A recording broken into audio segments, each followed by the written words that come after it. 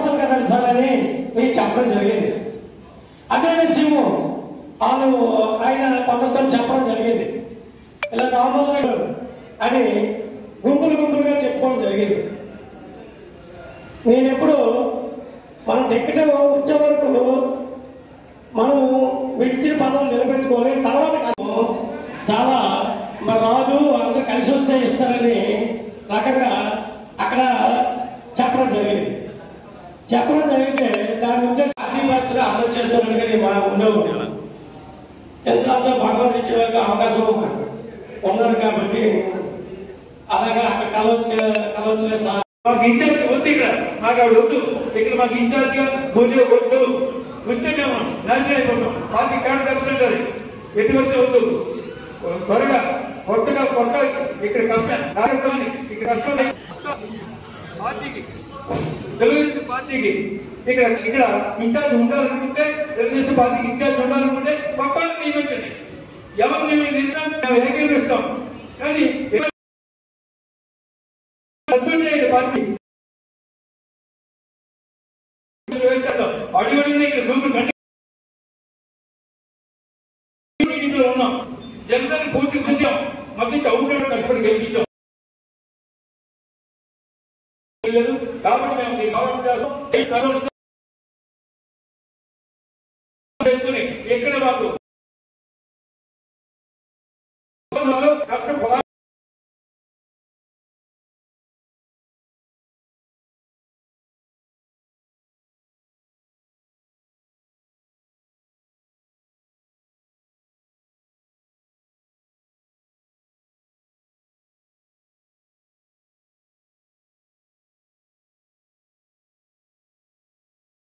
ఉమ్మడి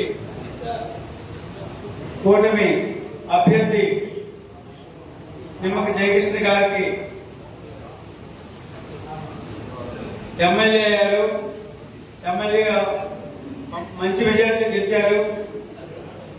ఈ సందర్భంగా ఆయనకు ఉమ్మడి అభ్యర్థికి వ్యతిరేకంగా పనిచేసిన అభ్యర్థులు, వ్యతిరేకంగా పనిచేసిన పార్టీ పెద్దలు, వ్యతిరేకంగా పనిచేసిన పార్టీ క్యాడర్, పార్టీ నాయకులు అందరి కోసం ఈ మీటింగ్ పెట్టడం జరిగింది. పార్టీలో ఉంటూ మొదటి నుంచి జయకృష్ణ వ్యతిరేకిస్తూనే ఉన్నారు.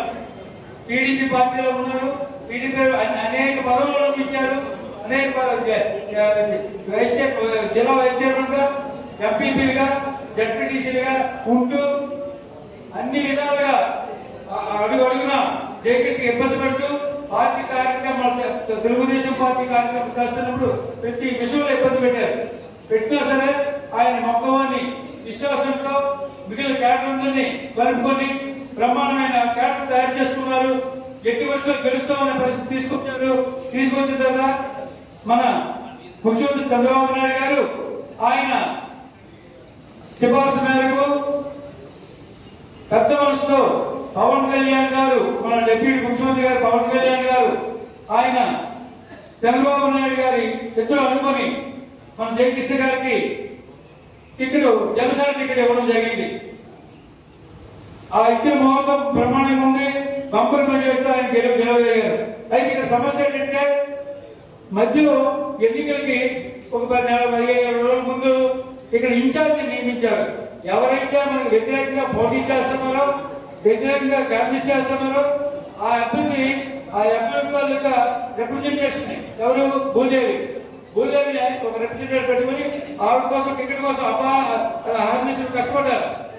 దామోదర్ గారు, కండ వెంకటరమణ గారు, సుమంత్ గారు, ఇంకా వగైరా అంతా కూడా ఎట్టి పరిస్థితుల్లో ఇక్కడ జయకృష్ణకి రాకూడదు అనే నినాదంతో భూదేవి గారిని తిప్పి ఆవిడ డబ్బు ఖర్చు పెట్టి ఇచ్చారు. చేసి అంత అర్థంతో ఆగలేదు. అంటే కొన్ని అయిపోయిన తర్వాత ఎక్కడ ఇచ్చేశారు, ఎక్కడికి అనుభవమైంది. అప్పుడైనా సరే కొన్ని పిలుద్దాం, నెగోషియేట్ చేద్దామనే ఆలోచనలో జయకృష్ణ గారు ఉంటే వాళ్ళు ఒక మీటింగ్ పెట్టుకున్నారు.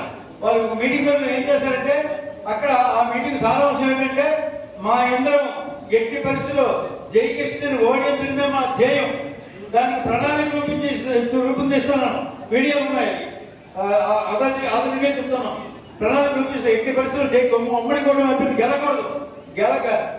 పోగొట్టమే మా ఉద్దేశం అని పెద్ద మీటింగ్ పెట్టడం జరిగింది. సీఎం కాలేజీలో పెద్ద మీటింగ్ పెట్టడం జరిగింది.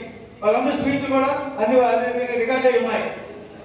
అంత బాహాటంగా వ్యతిరేకించడమే కాకుండా తర్వాత ఎగ్జిస్ట్ ఎమ్మెల్యే అభ్యర్థి వైసీపీ అభ్యర్థి ఆవిడ దగ్గర డబ్బులు తీసుకున్నారు.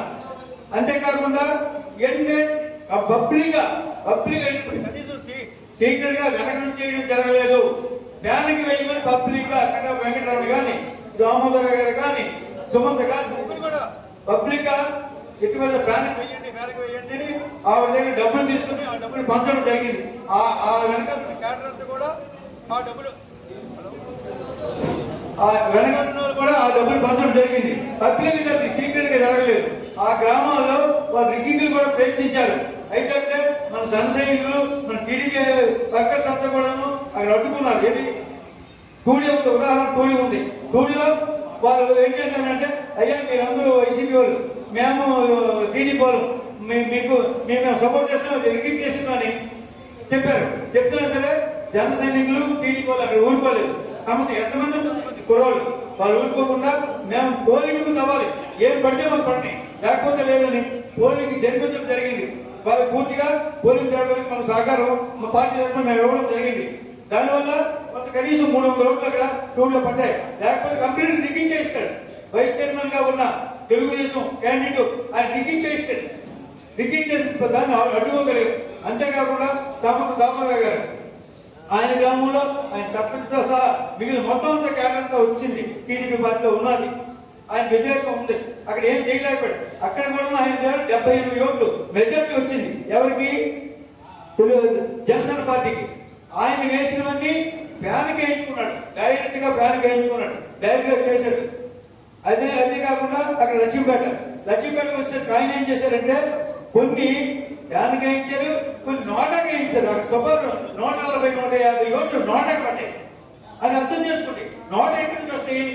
ఏది లేకుండా 150 ఓట్ల అది ఎక్కడెక్కడికి జరుగుతుందా? అలాగా ఎక్కడికక్కడ డిస్ట్రిబ్యూట్ చేస్తే ఇక్కడ టౌన్కి వచ్చేసరికి గుమ్మడి సమాధి గారు ఈయన అవుట్ అండ్ అవుట్ కంప్లీట్ గా దిగి చేశారు, బయటపడి చేసినా సరే ఇక్కడ బలమైన క్యాడర్ ఉంది. కొండబాబు గారు ఉన్నారు, సంతోష్ గారు, బలమైన క్యాడర్ వర్క్ చేసి బ్రహ్మాండంగా పనిచేసి గ్రామాలు వాళ్ళు ఎక్కడెక్కడ కొన్ని చేయాలనుకుంటే అక్కడ 500 మెజారిటీ వచ్చిందాం. అందుకంటే విపరీతం కృషి చేశారు. ఎవరు కూడా ఇక్కడ ఎవరికి ఏ కార్యకర్త నా గొప్ప నీ గొప్ప అనట్లేదు. అందరు కార్యకర్తలు కనసాన గెలాలి, ఉమ్మడి కోట అభ్యర్థి గెలాలి, జయకృష్ణ గెలాలి అనే దీంతో విపరీతంగా చేశారు. అక్కడ నా గొప్ప నీ గొప్ప అందరూ కష్టపడ్డారు. ఇంతమంది చేస్తే ఏరాలు వచ్చేసరికి ఆ ఇన్ఛార్జ్ భూదేవి గారు కేసు చేసుకుని వాళ్ళు ఏం చేస్తున్నారంటే ఈవిడి మీద చేసుకుని మళ్ళీ కొత్త చేసినానికి విషయం తెలియదు. కొత్త చేసినానికి వెళ్ళి అయ్యా ఈ ఇన్ఛార్జ్ ఏది వచ్చినా మా వాడు మాకు ఇచ్చానని కొత్త చేసి వెళ్ళారు. అలాగే అంతకుముందు ఒక 2 ఎమ్మెల్సీలు ఇక్కడ గెలిపించాం, ఒక ఎమ్మెల్సీ ఇక్కడ గెలిపించాం. ఆయన కూడా మాకు వ్యతిరేకంగా పనిచేశారు. తీసుకెళ్లి ఆ భూదేవికి సపోర్ట్ చేస్తున్నారు. వారంతా కూడా ఇప్పుడు కూడా ఈ రోజు కూడా భూదేవికి సపోర్ట్ చేస్తున్నారు.